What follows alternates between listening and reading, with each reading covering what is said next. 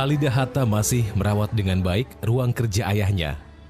Putri bungsu proklamator ini berusia 6 bulan saat Bung Hatta menulis surat pengunduran diri sebagai wakil presiden. Tapi dari setidaknya 10.000 koleksi buku ini, Halida menyelami relung-relung pemikiran sang ayah.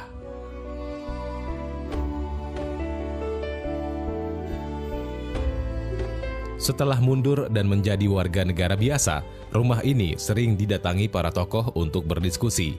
Tapi bersama dengan mereka, pemerintah juga mengirim mata-mata. Tokoh-tokoh politik banyak datang ke sini dan setiap duta besar yang baru datang itu datang ke rumah ini untuk belajar kenal, ya, atau tokoh-tokoh seperti para duta besar yang akan berangkat pulang juga pamitan di sini, atau Bung Hatta diundang kepada resepsi-resepsi di kedutaan.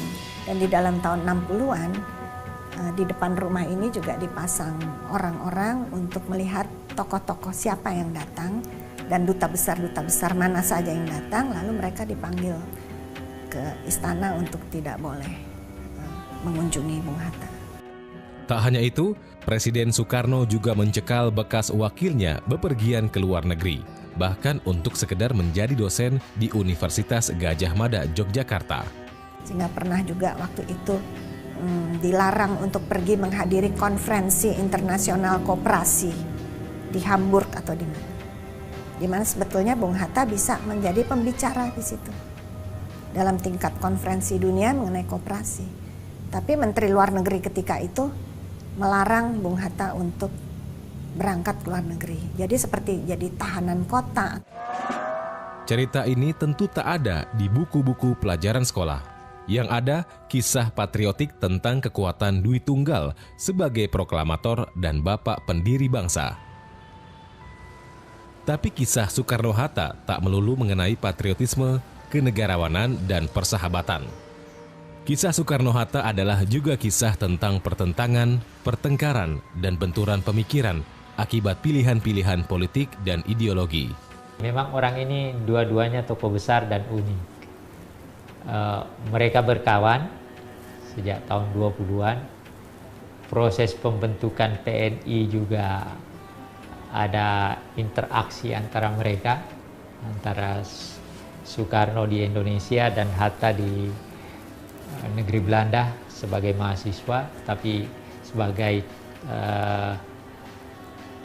pemimpin pergerakan mereka berkomunikasi, dan nanti hasil daripada komunikasinya itu adalah dalam bentuk organisasi politik PNI. 4 Juli 1927, Bung Karno mendirikan Partai Nasional Indonesia atau PNI. Bung Hatta saat itu masih sekolah di Belanda dan tergabung dalam Perhimpunan Indonesia. Ia ingin masuk PNI bila kelak kembali ke tanah air. Tapi 2 tahun kemudian, Bung Karno ditahan pemerintah kolonial karena aktivitas politiknya. Ketika Soekarno ditangkap, lalu PNI mau dibubarkan, Bung Hatta nggak setuju, masa hanya karena pemimpinnya ditangkap maka kemudian partainya dibubarkan. Keduanya sebenarnya sama-sama menganut garis politik non-kooperatif, di mana kemerdekaan harus direbut dengan kekuatan sendiri dan menolak bekerja sama dengan Belanda. Bung Hatta pernah diadili di Belanda karena dianggap menghasut agar memberontak. Ia dituntut hukuman 3 tahun penjara pada 1928. Tapi ia dibebaskan setelah pidato pembelaannya yang berjudul Indonesia Merdeka. Bung Karno di Batavia punya andil menggalang dukungan dan dana agar Bung Hatta dan kawan-kawan mahasiswa dibebaskan. Padahal mereka belum saling kenal dan belum pernah bertemu. Soekarno sendiri kemudian juga ditahan di penjara Bancai dan Sukamiskin, Bandung. Pleidoinya terkenal dengan judul Indonesia Menggugat.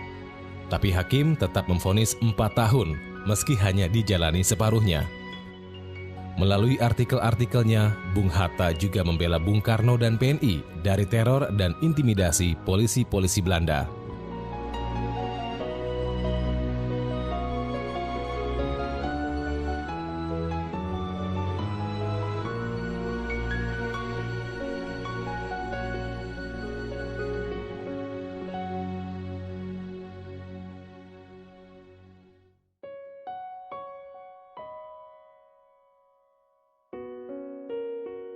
Menurut Hatta, PNI harus menjadi partai kader melalui program pendidikan dan tak hanya mengandalkan militansi serta pesona Bung Karno. Kritik yang dilontarkan dari negeri Belanda itu belakangan memperlebar jurang antara kelompok nasionalis di tanah air dan kalangan intelektual yang sedang sekolah di Belanda. Bung Karno belakangan bahkan menjuluki Hatta sebagai pedantik, yakni orang yang suka menonjolkan keilmuannya, terlalu teoritis dan berkiblat ke barat. Kan harus diingat, Bung Hatta ini kan seorang didikan Belanda. Latar belakang pendidikannya ekonom dari Sekolah Tinggi Ekonomi di Rotterdam. Sebaliknya Bung Karno adalah seorang insinyur yang sekarang menjadi ITB dan belum pernah keluar negeri. Jadi ini juga satu cara pandang yang berbeda kan. Bung Karno itu mengenal ide-ide barat dari membaca literatur dan memang sangat kuat membaca. Saya kira tidak, karena apa? Karena Soekarno memang mempunyai menempuh pendidikan di Indonesia, di Pulau Jawa, tetapi juga pendidikan yang diberikan oleh orang Belanda gitu. Tetapi juga kita tahu bahwa Soekarno banyak sekali membaca buku-buku yang terbitan asing. Kemudian Bung Hatta sendiri di dalam ekonomi juga lebih banyak mengikuti ekonomi yang bukan seperti Bung Karno ya. Kalau Bung Karno itu kan selalu berbasis dengan seperti marhaen, rakyat kecil. Tapi kepentingan yang lebih besar untuk merdeka akhirnya menyatukan mereka. Jakarta, 17 Agustus 1945, atas nama bangsa Indonesia, Soekarno Hatta. Ketika Hatta mengajukan pengunduran diri untuk pertama kalinya, itu orang tidak ada yang tahu.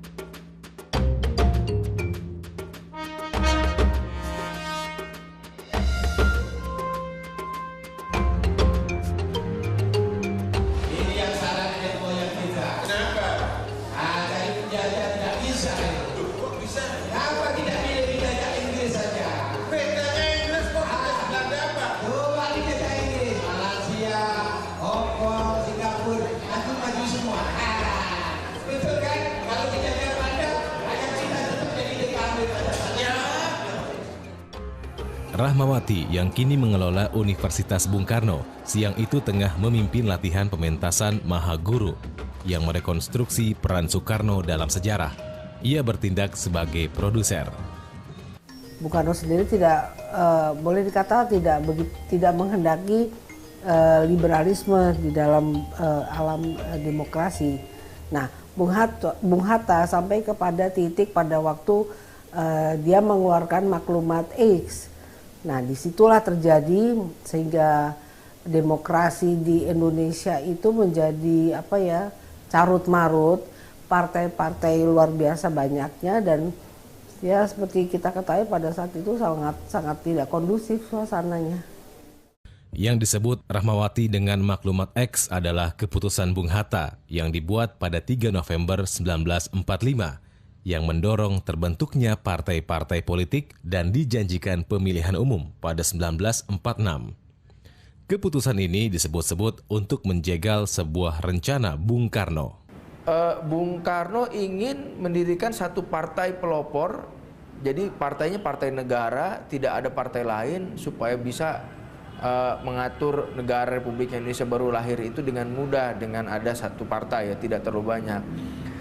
Nah, Bung Hatta yang konon katanya mendapatkan bisik-bisik dari Syahrir itu merespons keinginannya Bung Karno dengan cepat-cepat mengeluarkan maklumat Wakil Presiden nomor X November 1945. Di situ dibukalah keran kebebasan demokrasi. Jadi setiap perkumpulan orang boleh mendirikan partai politik. Bung Hatta memang anti komunis, juga fasisme. Gagasan partai tunggal cukup mengkhawatirkannya. Tapi belakangan, sistem multipartai ini menjadi bumerang bagi dirinya sendiri. Sistem pemerintahan berubah dari presidensil ke parlementer dengan munculnya Perdana Menteri pertama, Sultan Syahrir. Ketika itu Soekarno mungkin dalam hatinya tidak setuju ya. Tetapi di sisi yang lain kita juga melihat bahwa apa yang dilakukan Hatta ini adalah memperlihatkan ke dunia internasional bahwa Indonesia adalah sebuah negara yang demokratis.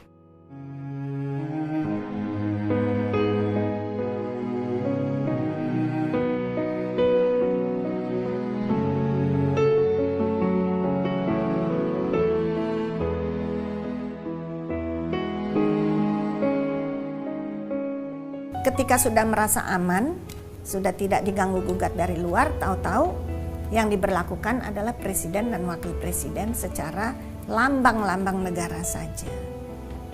Di situ terlalu cepat masuk demokrasi parlementer.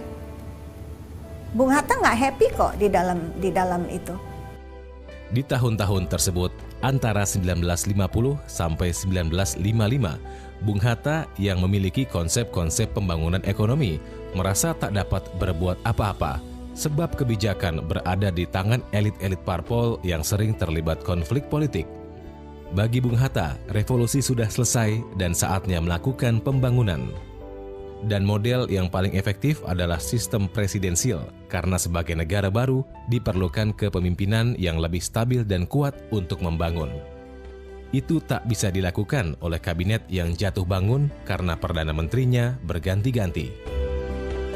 Banyak perbaikan yang Bung Hatta bisa lakukan tetapi tidak mempunyai portofolio sebagai wakil presiden. Hanya sebagai pemimpin yang datang ke daerah yang nanti dia harus mengatakan kepada departemen-departemen terkait, sedangkan di dalam kabinet itu departemen ini dikuasai oleh partai apa, departemen ini oleh partai apa. Sulit. Sementara bagi Bung Karno, instabilitas politik adalah konsekuensi dari revolusi yang belum selesai. Bagi Bung Hatta, revolusi itu sudah selesai. Dalam arti kata, kita tidak lagi menghadapi penjajah, kita tidak memerlukan lagi bentuk revolusi fisik, tapi kita memerlukan pembangunan ekonomi. Sementara Bung Karno mengatakan revolusi belum selesai. Ayo bangsa Indonesia, dengan jiwa yang berseri-seri, mari berjalan terus, jangan berhenti. Revolusimu belum selesai. Jangan berhenti, sebab siapa yang berhenti akan diseret oleh sejarah.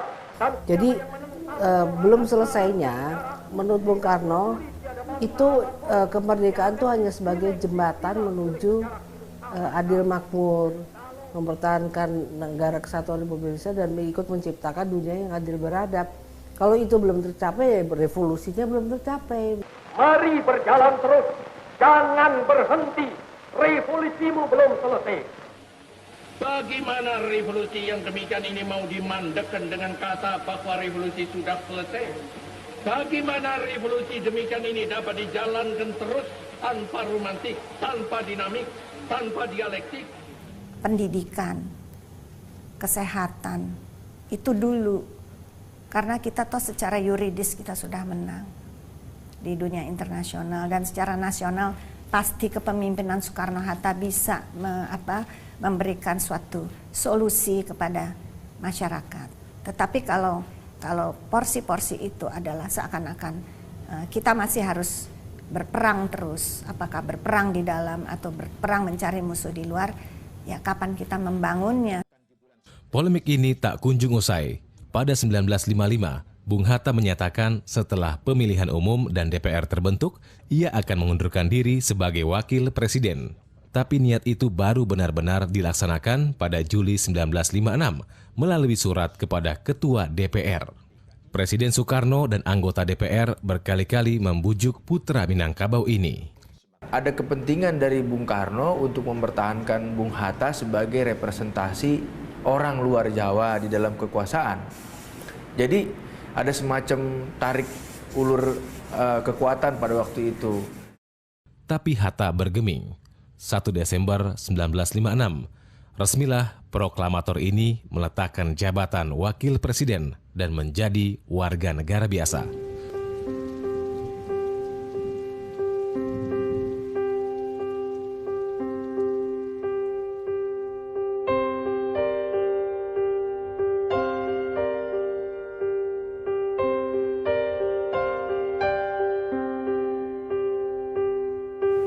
pada tahun 55 sampai dengan 56 itu tidak ada tahu orang yang pasti alasan kenapa Bung Hatta mengundurkan diri.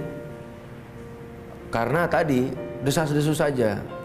Desas-desus tentang alasan mundurnya Bung Hatta menjadi gamblang ketika pada tahun 1960 ia menulis sebuah risalah berjudul Demokrasi Kita.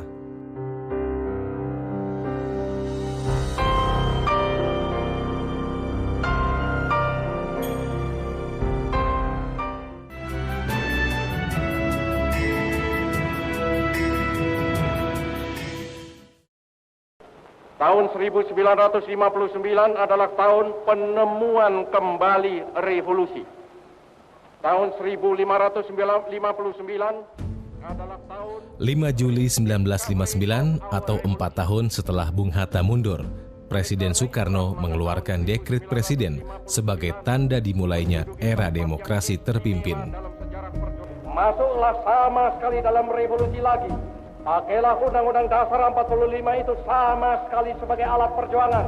Kibarkanlah sama sekali benderanya demokrasi terpimpin. Setahun setelah itu, majalah Panji Masyarakat menerbitkan tulisan Bung Hatta yang berjudul Demokrasi Kita.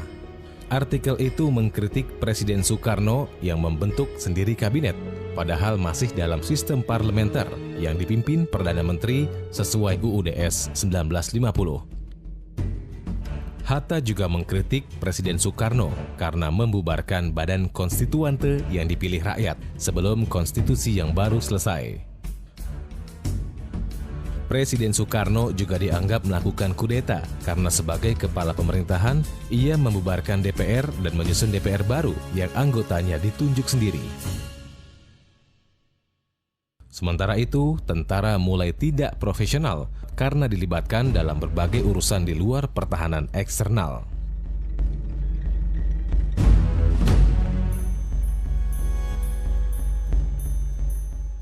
Dalam artikel itu, Hatta menyandingkan Soekarno dengan Mephistopheles, seorang tokoh fiksi karya Goethe. Mephistopheles adalah sosok yang selalu berniat buruk, tapi yang terjadi adalah hal-hal yang baik. Sedangkan Soekarno justru sebaliknya. Di mata Hatta, Soekarno selalu punya niat baik, tapi langkah-langkah yang diambil selalu bertentangan dari tujuannya. Tapi yang lebih penting, dalam artikel itulah teka-teki pecahnya Dwi Tunggal akhirnya terjawab. Terdapat setidaknya 8 akumulasi kekecewaan Bung Hatta yang ia rasakan sejak menjadi wakil presiden antara tahun 1945 hingga 1955.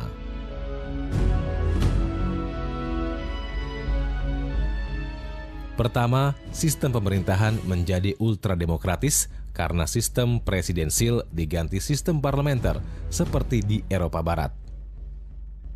Dwi Tunggal Soekarno-Hatta hanya menjadi simbol negara belaka dan tak efektif mengontrol jalannya pemerintahan.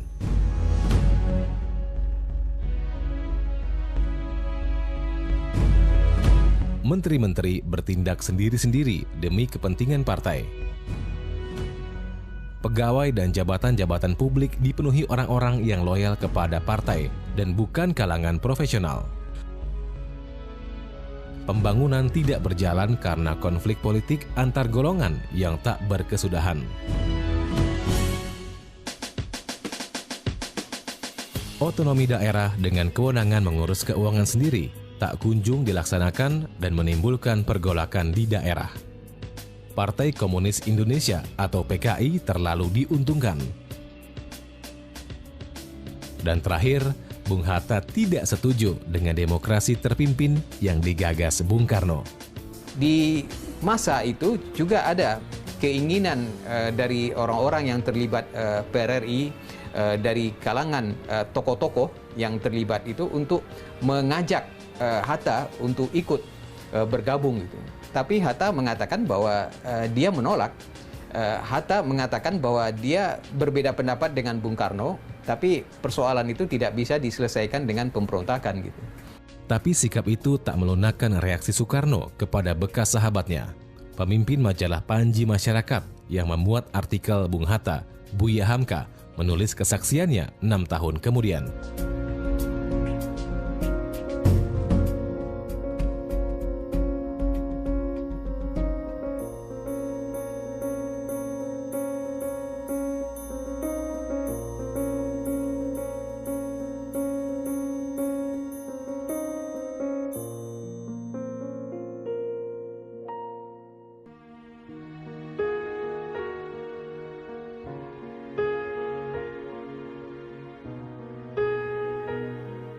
Rumah ini akan selalu menjadi saksi masa-masa di mana Hatta menjalani hari-harinya sebagai oposisi bagi sahabatnya sendiri.